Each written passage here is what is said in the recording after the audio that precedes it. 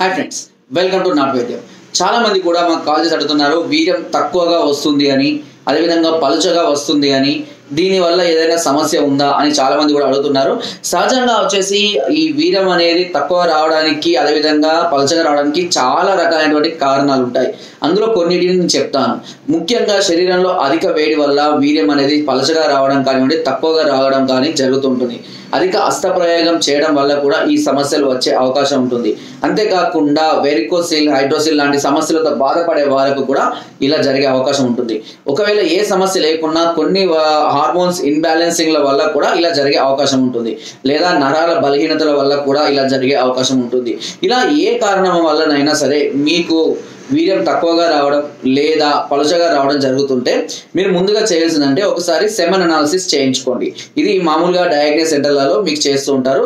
Semen analysis చేసుకున్నట్లయితే కనుక మీకు కౌంట్ ఎంత ఉంది, అదేవిధంగా దాని యొక్క మొటిలిటీ ఎంత ఉంది, ఓకే, లేదంటే చనిపోయిన కణాలు ఎక్కువగా ఉన్నాయా, లేదా బ్రతికున్న మొటిలిటీ అంటే బ్రతికున్న కణాలు ఎక్కువగా ఉన్నాయా, డెడ్ సెల్స్ ఎక్కువగా ఉన్నాయా, బ్రతికున్న ఎక్కువగా ఉన్నాయా, లేదంటే కౌంట్ ఎంత ఉంది అనేది కూడా వాళ్ళు క్లియర్గా మనకు ఇవ్వడం అనేది జరుగుతుంది.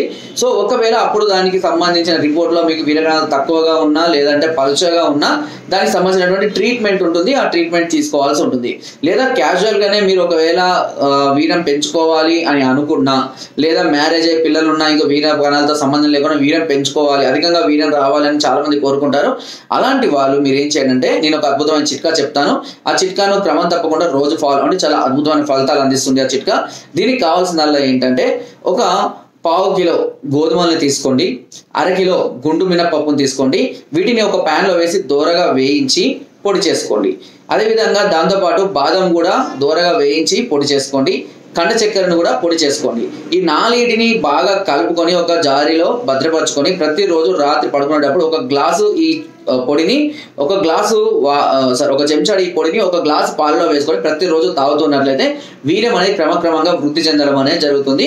అదేవిధంగా వీర కణాల సంఖ్య, వీటి యొక్క మొటిలిటీ కూడా తక్కువగా ఉన్నా కూడా పెరిగే అవకాశం కూడా చాలా వరకు ఉంటుంది. కానీ సంఖ్య చాలా తక్కువగా ఉన్నా లేదా కణాలు పూర్తిగా జీరో, దాన్ని అజోస్పర్మియా అంటారు. ఇలాంటి సమస్యలతో బాధపడుతున్నట్లయితే కనుక తప్పకుండా ట్రీట్మెంట్ తీసుకోవాల్సి ఉంటుంది. దీని కొరకు ఒకసారి కింద స్క్రోల్ నెంబర్స్కి ఫోన్ ద్వారా లేదా వాట్సాప్ ద్వారా లేదా కింద డిస్క్రిప్షన్లో మా యొక్క అడ్రస్ కూడా నేరుగా వచ్చి మమ్మల్ని సంప్రదించి మీ అన్ని రకాల సమస్యలకు సలహాలని, సూచనల్ని, మెడిసిన్స్ని పొందవచ్చు. ఒకవేళ మీరు రాలేని పరిస్థితుల్లో లేదా దూరంగా ఉన్నట్లయితే కనుక ఒకసారి జస్ట్ మీ రిపోర్ట్ ఒకసారి నాకు వాట్సాప్ చేయండి. దానికి సంబంధించిన ట్రీట్మెంట్ సంబంధించినటువంటి మెడిసిన్ అన్ని కూడా మీకు కొరియర్ ద్వారా అందించడం అనేది జరుగుతుంది. అది మీ సమస్యను బట్టి ఎంత కాస్ట్ అవుతుంది ఏంటి అనేది మీ అప్పుడు క్లియర్గా ఎక్స్ప్లెయిన్ చేయడం అనేది జరుగుతుంది. ఓకే ఫ్రెండ్స్, నా వీడియో కనుక మీకు నచ్చినట్లయితే లైక్ చేయండి, షేర్ చేయండి అండ్ సబ్స్క్రైబ్ చేయడం మాత్రం అస్సలు మర్చిపోవద్దు. చాలా మంది చూస్తున్నారు బట్ సబ్స్క్రైబ్ చేయడం లేదు. మీరు సబ్స్క్రైబ్ చేయండి, అది చాలా చాలా యూస్ఫుల్గా ఉంటుంది నాకు. దానివల్ల మీకు ఎలాంటి నష్టం ఉండదు. అండ్ డిస్క్రిప్షన్లో మన గ్రూప్ లింక్ కూడా ఉంది. లింక్ ద్వారా జాయిన్ అవ్వండి. మరెన్నో అద్భుతమైన చిట్కాల గురించి అందులో ఎప్పటికప్పుడు నేను పొందుపరుస్తూ ఉంటాను. Thank you.